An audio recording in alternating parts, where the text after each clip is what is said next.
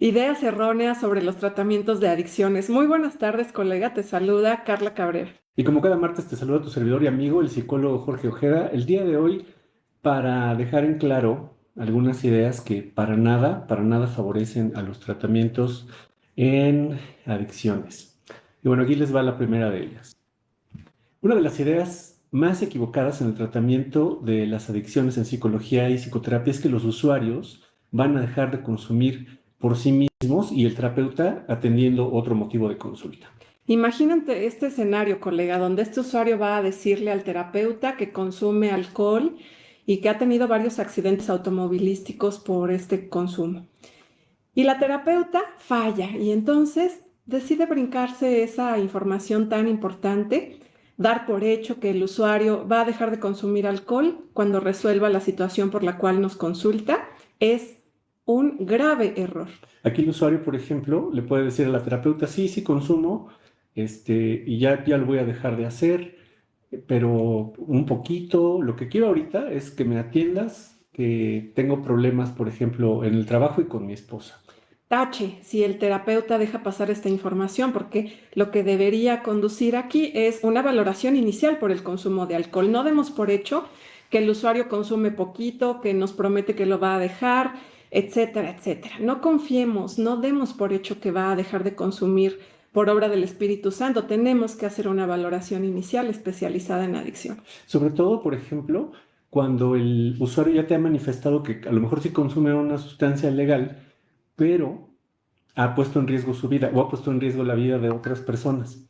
Entonces, aquí lo que aplica necesariamente es una valoración, porque puede ser el mejor terapeuta del mundo, ¿no? De cualquier aproximación que ustedes gusten y manden, pero el consumo siempre va a echar hacia abajo todos los objetivos de los usuarios y los usuarios no dejan de consumir solitos, o sea, no dejan de consumir, aunque se resuelvan todos los motivos de consulta y aunque tú seas el terapeuta más brillante o la terapeuta más brillante, el consumo no va a cesar hasta que nosotros hagamos una valoración que precisamente nos lleve a la determinación de qué tipo de tratamiento requiere.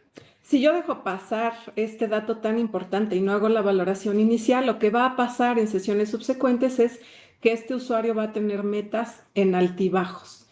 De repente va a estar muy bien, nos va a decir que le ha ido muy bien con sus metas de tratamiento y de repente lo vamos a ver en picada. Eso significa que el psicoterapeuta pasó por alto una situación orgánica que pone en riesgo la vida de cualquier persona, aunque el consumo sea mínimo. Ok. Otra idea equivocada, pero muy común en el tratamiento de las adicciones, es que la psicoterapia siempre es suficiente para tener el consumo. Es decir, que aquí deliberadamente los usuarios te solicitan una cita precisamente para atender alguna situación de consumo de una sustancia legal, pero que ha puesto en riesgo la vida del usuario, la salud del usuario, o de una sustancia ilegal, y tú solamente te dedicas a tratarlo con psicoterapia. No demos por hecho esta situación. Un usuario que llega con nosotros a terapia y nos dice que ha consumido cualquier sustancia legal o ilegal, más o menos ha pasado entre 12 y 15 años con este consumo. Cuando llega con nosotros, seguramente ya tendrá al menos un consumo riesgoso. Ya no es un consumo experimental. Eso significa que debemos poner el foco de atención no nada más en la psicoterapia. Tenemos que hacer una valoración para detectar si este usuario tiene patología dual, si esta Eso puede patología ser. se presentó antes, durante o después del consumo y si ese otro trastorno que se detona con el consumo de sustancias es curable, vamos a llamarle así, solo con psicoterapia o necesita que involucremos a otros miembros del personal de salud. Eso lo podemos saber en una sesión de valoración de unos 60 o 90 minutos aproximadamente, pero recuerda, tenemos que hacer una valoración especializada. Todos los tratamientos en cuanto a consumo de sustancias siempre empiezan con una valoración inicial de acuerdo a la norma oficial 028 y es de observancia obligatoria para todas las situaciones que impliquen consumo de sustancias, sobre todo cuando son ilegales o sobre todo cuando ya han puesto en riesgo la vida de los usuarios. No hay otra forma de comenzar los tratamientos en psicoterapia y en psicología con respecto al consumo de adicciones. Siempre, de manera invariable, comienzan con una valoración. Así es. Muy bien. Y un pensamiento incorrecto también, por ejemplo, en el tratamiento de las adicciones en psicología y psicoterapia, es que todos los usuarios consumidores necesitan de un internamiento. Oye, esto es completamente falso y eso es algo que se aplica mucho en México porque las familias están desesperadas. Quieren que su usuario, que su familiar, pues no experimente las consecuencias adversas como accidentes, manejar en estado de ebriedad, etcétera, enfermedades, ¿no? Cualquier cosa se la quiere evitar la familia y lo que suelen hacer es Internamiento. internelo.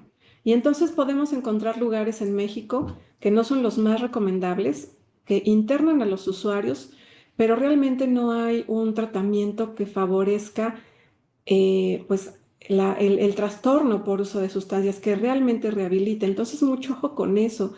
Si el usuario no necesita un internamiento, entonces lo único que vamos a provocar es un trauma y que el trastorno avance precisamente por una mala praxis. Siempre tenemos que hacer una valoración inicial para detectar si el usuario es sujeto de un tratamiento ambulatorio o un tratamiento residencial. Pero darlo por hecho es realmente una mala práctica en psicología y en psicoterapia, especialmente en los tratamientos de adicciones en México.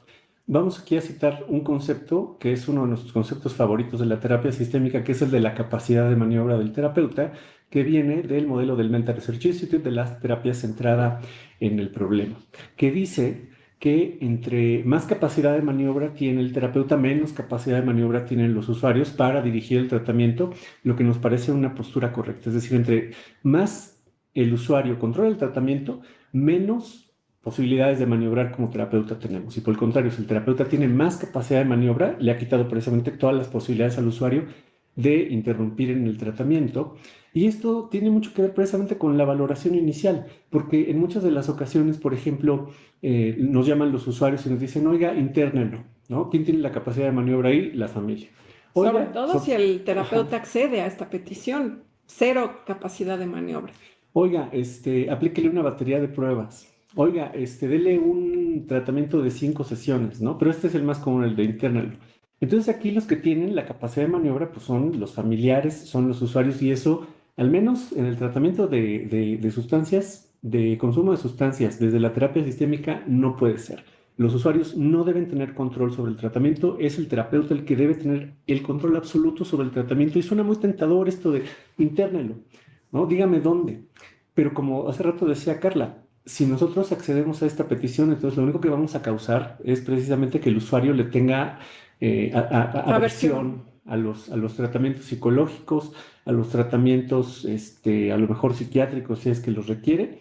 Y entonces, pues ahí estamos siendo más parte del problema que parte de la solución. Cuando los usuarios toman el control del tratamiento, nunca deben tomar el control del tratamiento. No todos los usuarios van a necesitar un internamiento y no todos los usuarios van a quedarse en un tratamiento ambulatorio. Tenemos que encontrar la justa medida basada en cada caso y en las necesidades que ese caso en particular está presentando.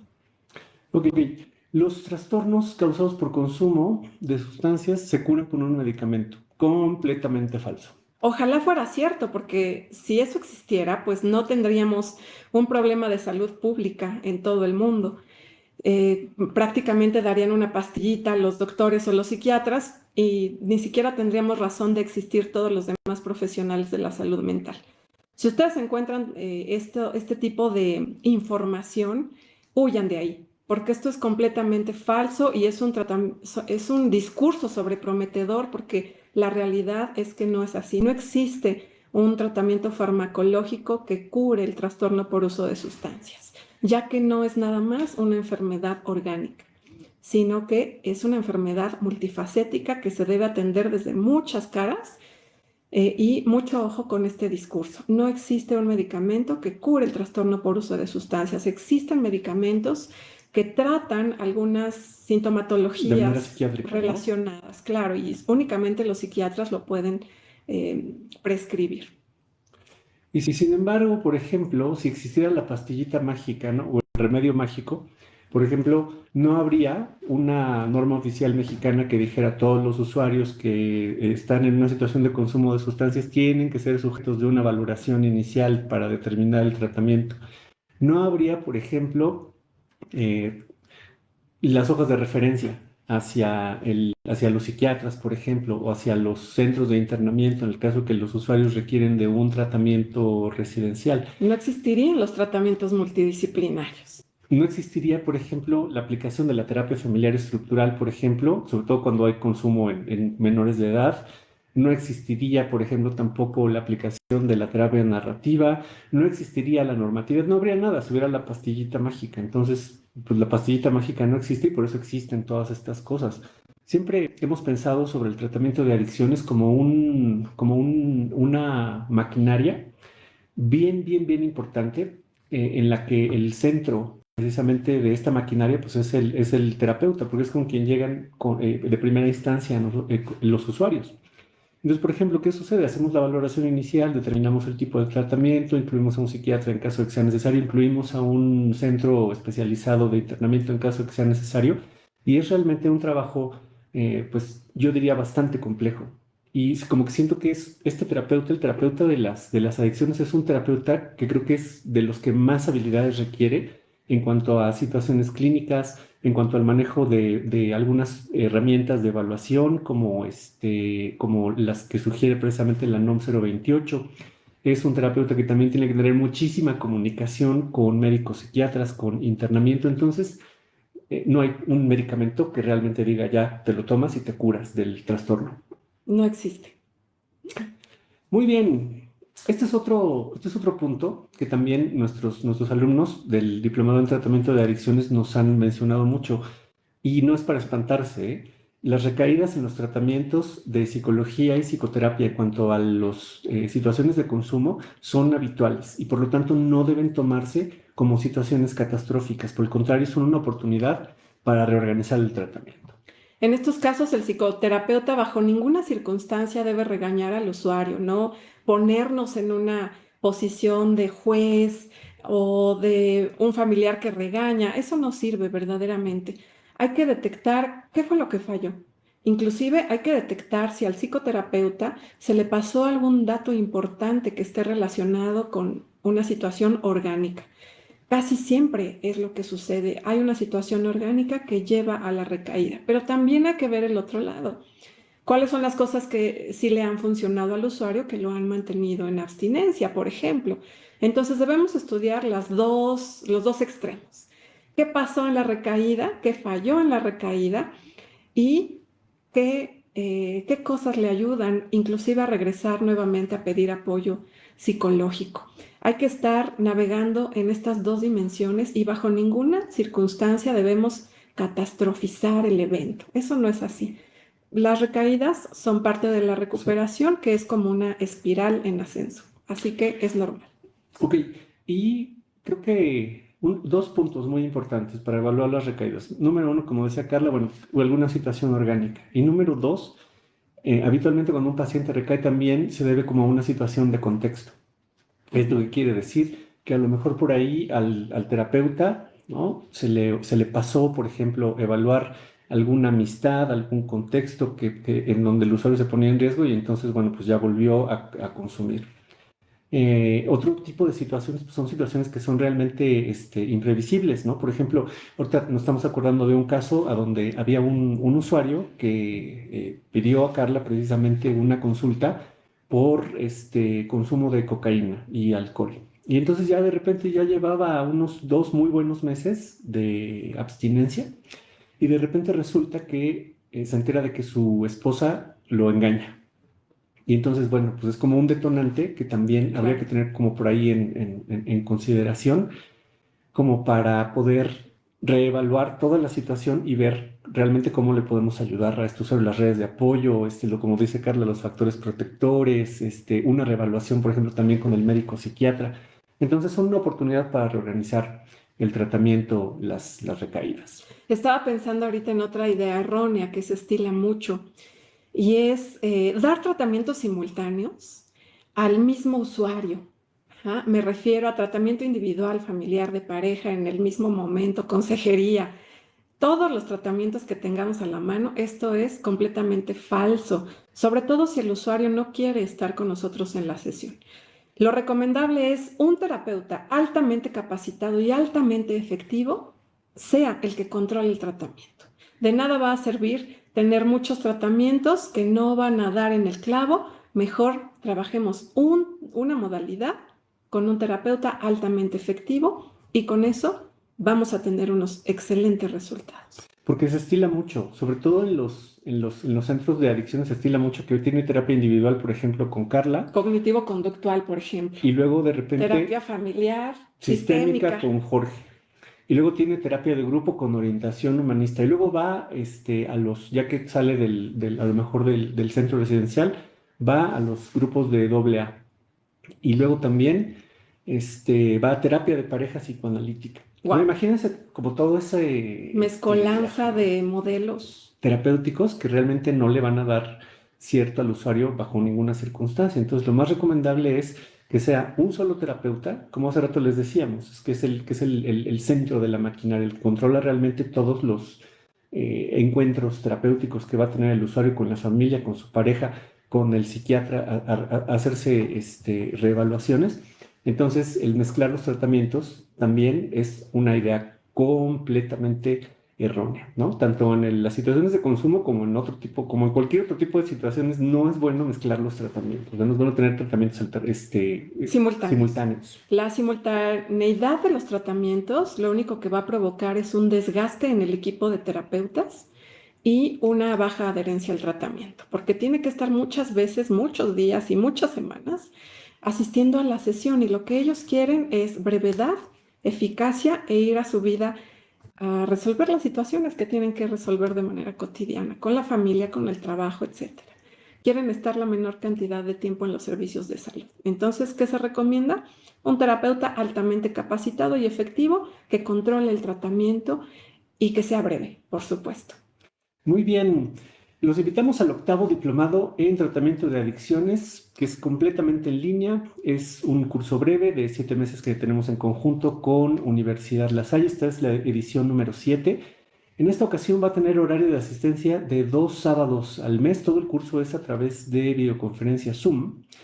Y el horario es de 2 sábados al mes de 9 de la mañana a 4 de la tarde. El tiempo realmente se pasa muy, muy, muy rápido. Este curso va a comenzar el próximo 10 de agosto, que es un sábado, obviamente, en el que vamos a abordar precisamente herramientas diagnósticas para poder generar valoraciones adecuadas, herramientas terapéuticas, por supuesto, para poder atender a los usuarios una vez que ya están valorados, tanto en terapia individual como en terapia familiar, y un apartado de disposiciones legales, como para poder saber, conocer todo el manejo del expediente clínico que tiene que ver, que es un manejo muy especializado con respecto del consumo de sustancias. Si ustedes, por ejemplo, nos ven por Facebook, por TikTok, por YouTube, cualquier red social, nos pueden dejar un comentario y con mucho gusto les enviamos la información por Messenger o por WhatsApp. O si ustedes ven el botoncito de aquí abajo, bueno, pues denle clic y entonces nosotros nos ponemos en contacto de inmediato con ustedes, sobre todo también para que asistan al webinar Estrategias innovadoras y casos prácticos en el tratamiento de adicciones, que se va a llevar a cabo este próximo sábado 27 de julio en punto de las 12 del día, también a través de videoconferencia Zoom. Si ustedes quieren asistir a este webinar, que les va a dar una perspectiva bastante, bastante concreta con respecto de cómo llevar a cabo un tratamiento de adicciones, y con casos prácticos sobre todo también, porque nos gustan los casos reales. Entonces también envíenos un mensajito con el botón de aquí abajo o déjenos un comentario y con mucho gusto nos ponemos en contacto con ustedes. Nos vemos pronto, colegas. Un abrazo. Excelente semana. Bonita semana y hasta pronto.